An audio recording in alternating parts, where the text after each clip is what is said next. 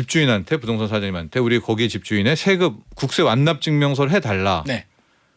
안 해줄 수도 싫다. 있죠. 안 해줄 수가 있잖아요. 안 해주면 사실은 지금으로서는 사실 뾰족한 방법이 없어요. 그래서 저는 제도적으로 이게 네. 무조건 계약서 쓸 때 또는 잔금을 칠 때 제출을 하도록 저는 의무 사항을 법안으로 좀 만들어주면 좋지 않을까 하는 생각도 들고요. 끝까지 안 해준다고 하면은 신혼부부다. 그러면은 그럼 안 해야죠. 안 들어가야 돼요. 싫다고 하면 저 같으면 안 할 것 같아요. 네. 안 하고요. 차라리 월세로 저는 돌았습니다.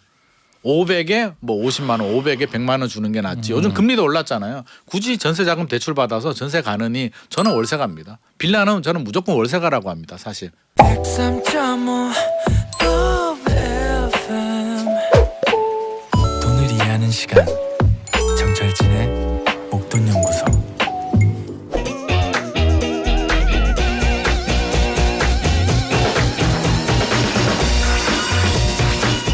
부동산 투자와 내 집 마련에 대한 고민은 늘 있죠. 언제쯤 내 집 마련에 성공할까? 지금일까?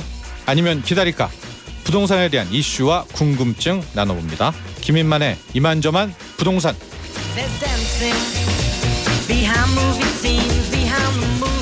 부동산 경제연구소 김인만 소장 나와 계십니다. 안녕하십니까? 안녕하세요. 네, 전통시장 좀 가십니까? 전통시장 좋아하죠.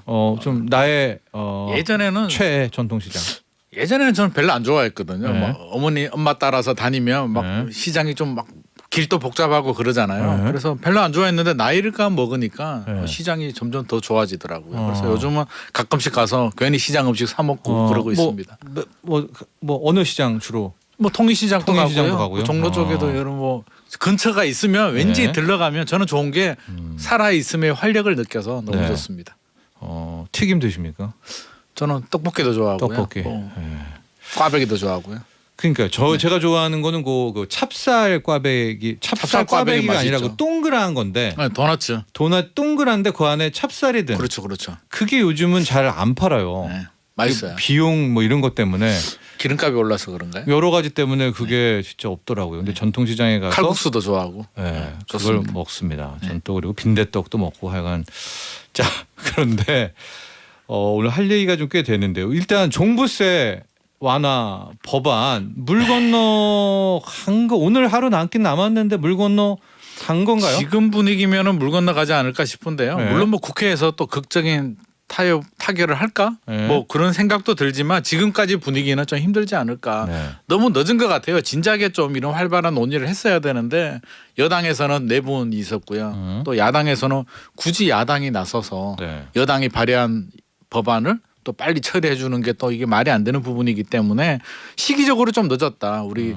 고지서 발송해야 많이 되거든요. 늦었죠. 특례에 대해서 네. 9월 6일 날 발송해야 되는데 그럼 지금 결정 8월 말에 끝났어야 되는데 네. 벌써 9월 1일이고 오늘이 아마 거의 데드라인인 것 같은데 지금까지도 협의가 안 되고 있으면 뭐 현실적으로 좀 어렵지 않을까 싶습니다. 이제 1가구 1주택이잖아요. 네네. 김인만 소장의 뭐 그냥 개인적으로는 저는 해줘야 된다고 보죠. 그러면 20억이다. 그러니까 지금 시가 14억. 네.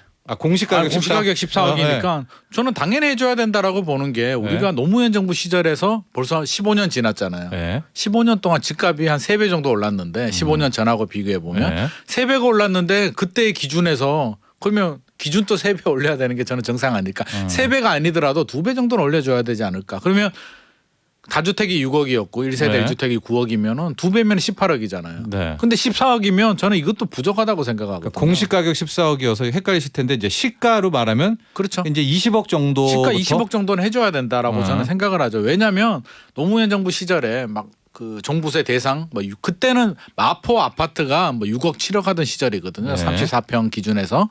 근데 지금 15억 16억이죠. 기본 15억 16억 네. 하잖아요. 그러니까 그렇게 3배 정도 올랐는데 기준에 안 올려줬으니까 이게 다주택자가 아니잖아요. 1세대 1주택자들은 투기를 한 것도 아니고요. 내 집 그냥 하나 잘 가지고 잘 거주하고 있다가 그냥 엉격결에 아파트 가격이 올랐는 거기 때문에 저는 14억이 아니라 16억 해줘도 저는 된다라고 생각합니다. 네. 그러나 이 대상자가 많지가 않아요. 전체 종부세를 한 뭐 100만 명이 납부한다고 치면 네. 1가구 1주택자잖아요. 네네.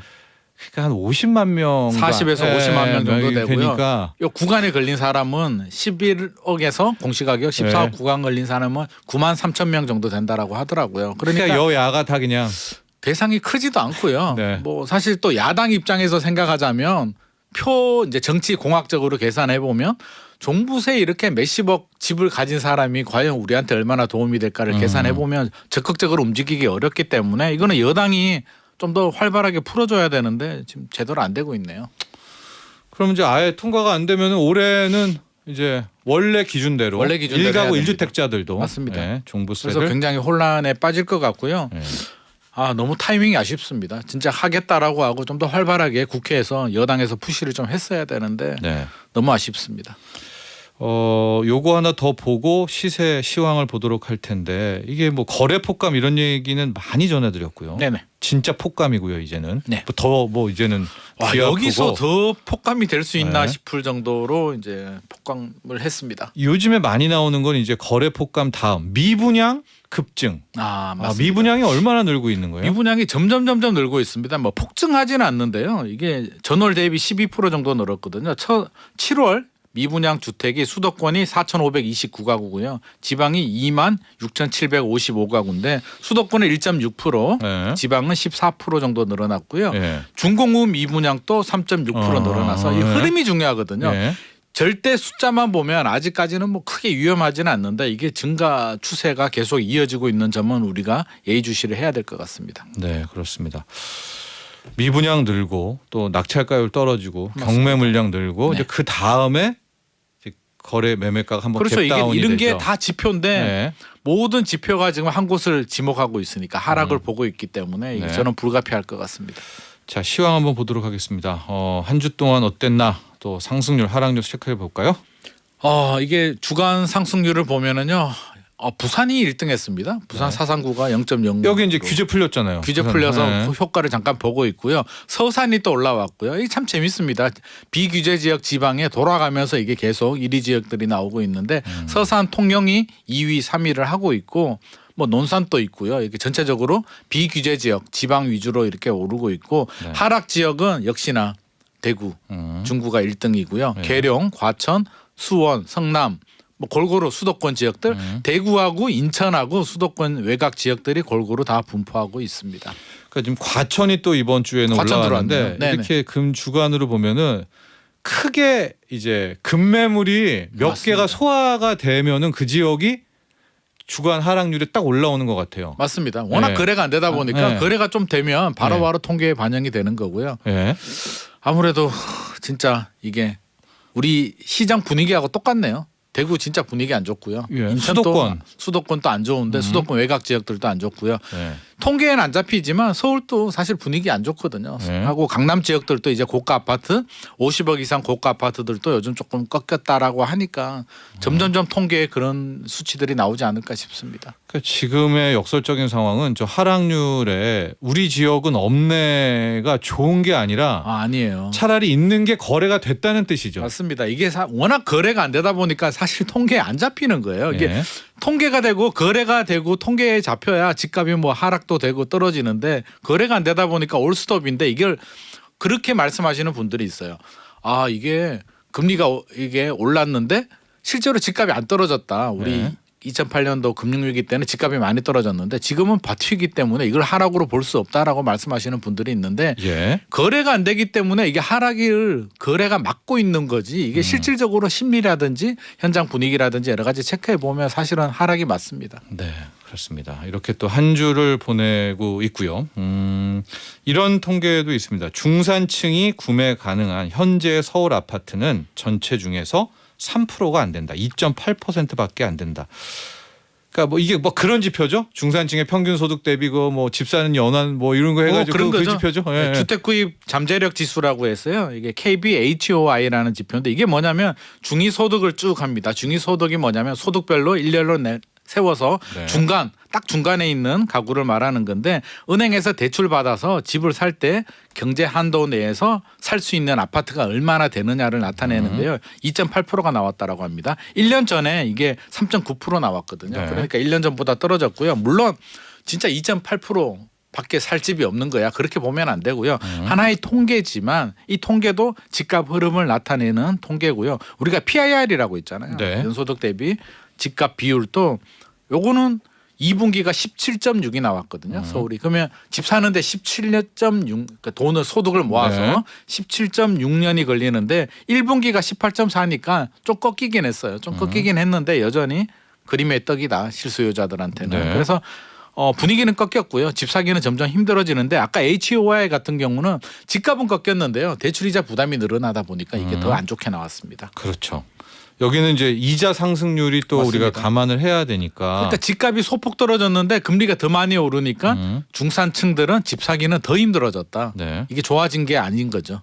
그러니까 서울 아파트 100채가 있다면은 중산층이 난 이 중에 살 수 있어 하는 집이 현재 가격이라면 세 채. 그렇죠. 될까 네. 말까. 그 정도 세 채 조금 안 된다고 보셔야죠. 네. 네. 이게 뭐 어느 수준이 적정하다 이런 건 알 수는 없지만 그렇게는 볼 수는 없는데요. 어떻게든 그래도 집 사기는 힘들다. 한 30채 정도는 돼야 되는 거 아닌가요? 100채 중에? 저는 그게 정상 아닐까 네. 싶은 생각이 드는데 너무 안 좋습니다. 1년 전보다도 더 안 좋아졌으니까요. 그러면 살 수 있는 사람은 없고요. 네. 가격은 계속 높아져 있고요. 네. 언젠가 만납니까? 저는 만나긴 만나는데 이게 이제 중요한 거죠. 기대감에 따라서 만나는 게 따라서 올라가면서 만나면 상승장이 되는 거고요. 내려가서 만나면 하락장이 되는 건데 네. 저는 이번에는 내려가지 않을까. 우리 지난 5년 동안에는 올라가면서 만났거든요. 네. 결국에는 매수자들이 매도인한테 졌어요. 그래서 버티다가 줄다리기 하다가 지니까 따라가지고 했는데 이번에는 매도인들, 집주인들이 저는 따라가지 않을까. 지금 분위기라면 예. 이 분위기를 바꿀 만한 모멘텀이 뭐가 있을까? 저는 아무리 금리 생각해봐도. 인하밖에는 없죠.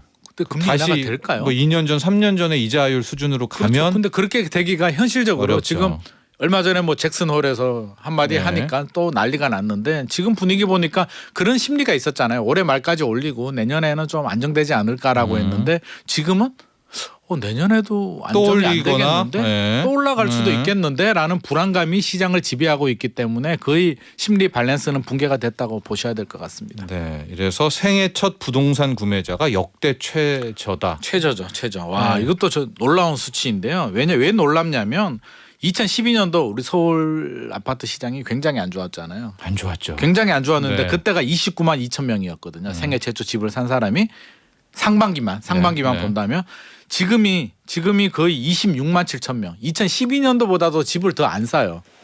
근데 이게 또 재밌는 수치가 2015년도 한번 이제 집값이 올라가는 상승기 초입이었죠. 네. 폭등할 때가 43만 명이었고요. 작년이 마지막 한번 폭등할 때가 42만 명. 그러니까 2015년에 시작하고 2021년에 마무리 한번 하고 지금은 거의 2012년 수준으로 떨어졌는데 저는 이 속도가 너무 빠르다. 네. 거의 롤러코스터 수준이에요. 1년 만에 극과 극을 지금 가고 있기 때문에 비정상 상황인 거는 맞다라고 보여집니다. 네. 부동산의 지표들은 이제 가격만 크게 안 떨어졌다. 그렇죠. 뿐이지. 네, 맞습니다. 그러니까 뭐 떨어져라 하는 게 아니라 지금 뭐 이렇게 밝게 볼 지표가 없습니다.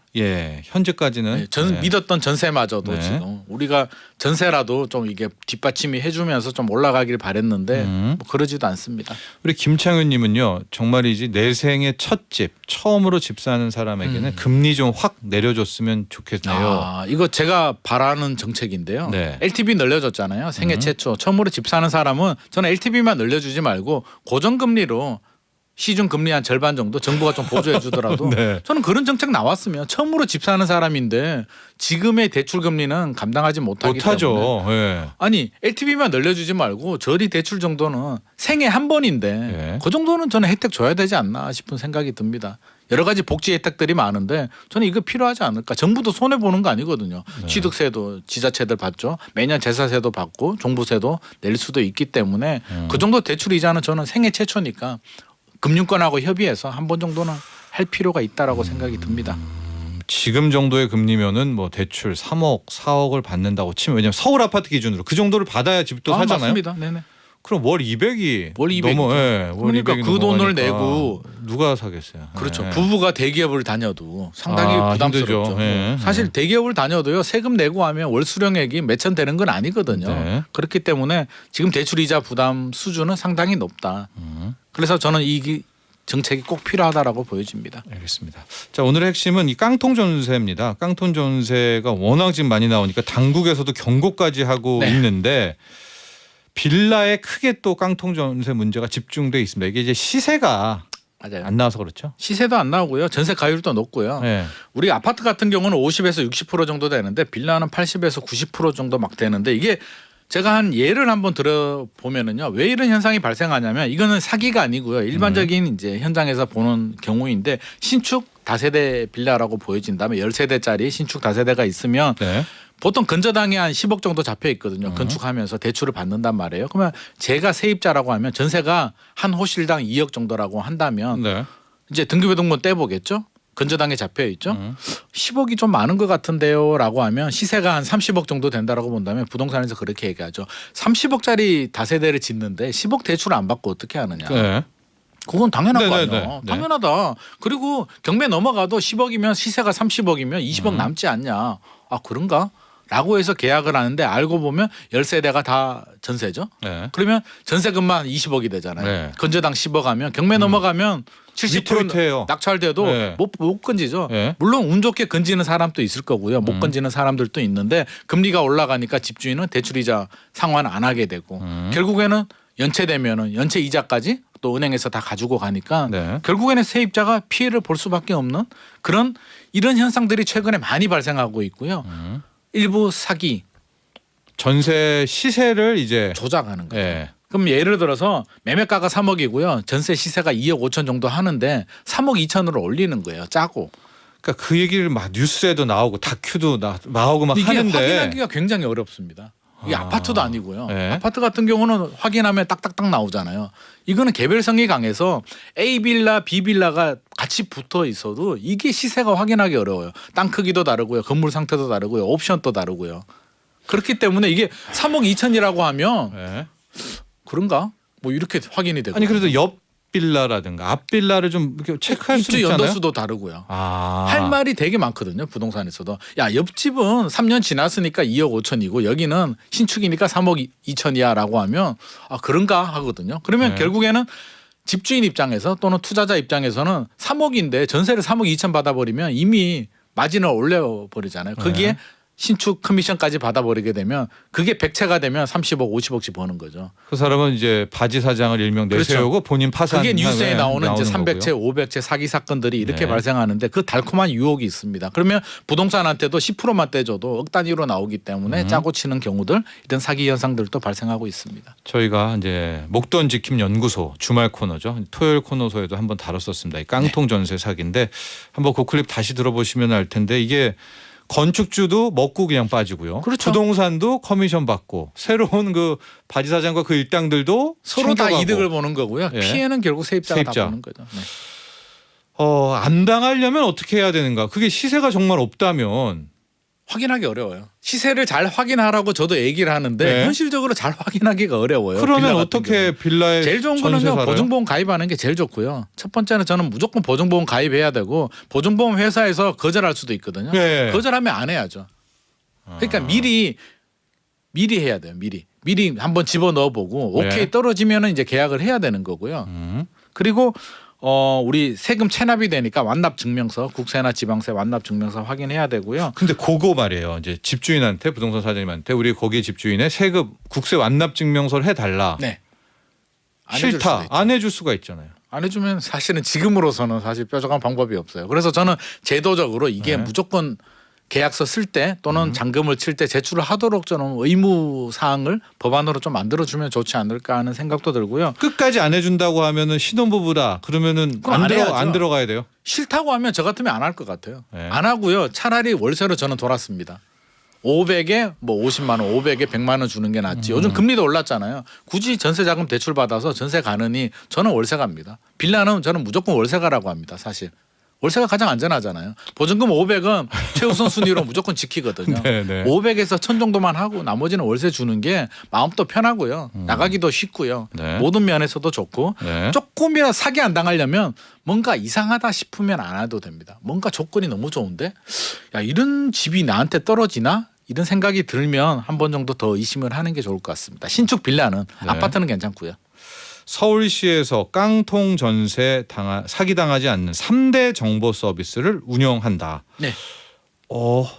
저는 이거 좋더라고요. 뭐죠? 이게 세 가지거든요. 하나는 전월세 보증금 지원 센터를 만들었다라고 합니다. 전화번호가요. 02-2133-1200에서 1208인데 변호사 같은 분들 전문 인력이 9명이 상주하면서 임대차, 분쟁, 대출 상담 원스톱으로 다 해준다라고 하고요. 네. 9명이 좀 부족하지 않나 싶은 생각이 듭니다. 통화 중 계속 걸릴 것 같은데요. 네. 제가 볼 때는 900명 정도 돼야 될 것 같은데. 네. 자, 두 번째는 그 전세 가율이 문제잖아요. 그래서 그 서울시가 운영하는 전월세 정보 몽땅에 가면 서울의 지역별 전세 가율을 다 확인할 수 있다라고 합니다. 이제 오픈했다라고 하고요.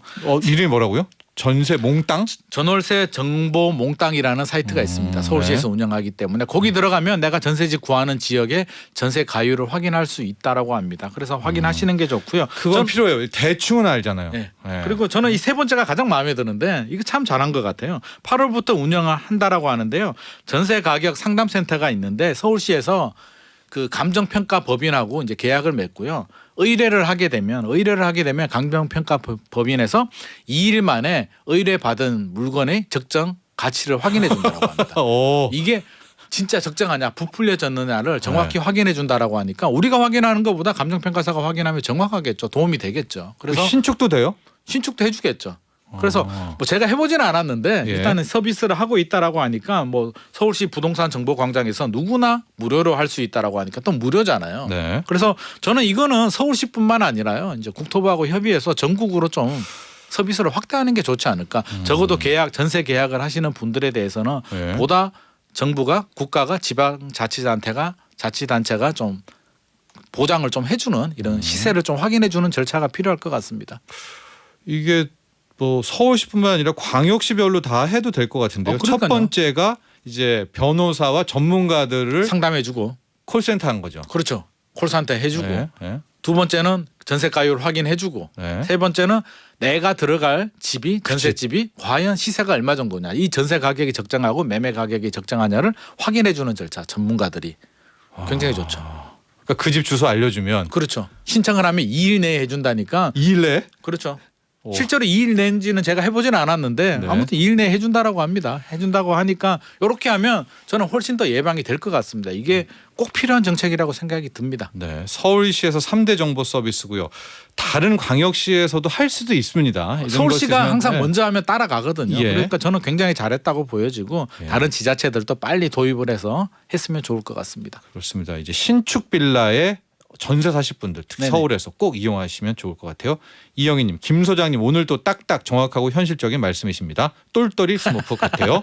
자, 오늘 여기까지 하도록 하죠. 이만저만 부동산 경제연구소의 똘똘이 김일반 소장과 함께했습니다. 감사합니다. 감사합니다. 본 방송은 투자 판단을 위한 조언일 뿐 투자 결정과 결과에 대한 책임은 투자자 개인에게 있음을 알려드립니다. 정철진의 목돈 연구소